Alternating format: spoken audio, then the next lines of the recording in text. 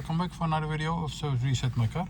Today I'm going to show you how you can reset the MMI of an Audi A3 2017 model.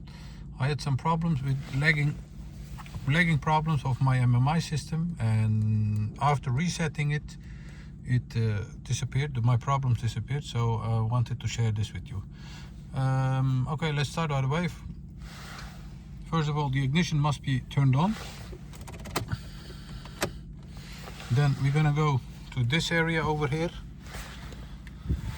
We're gonna press these two buttons up and this.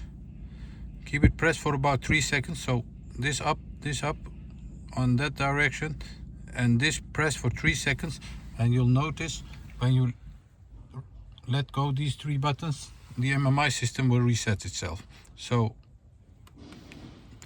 1, 2, 3, and let go, and you'll see that the MMI system will reset itself. It restarts again, and if you have any problems with the MMI system, it might help you get rid of these problems.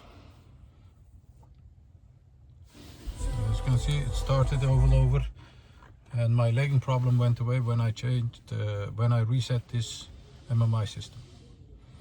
That was it for this video. Thanks for watching, and hope to see you next time with another video. Stay safe, take care, bye bye.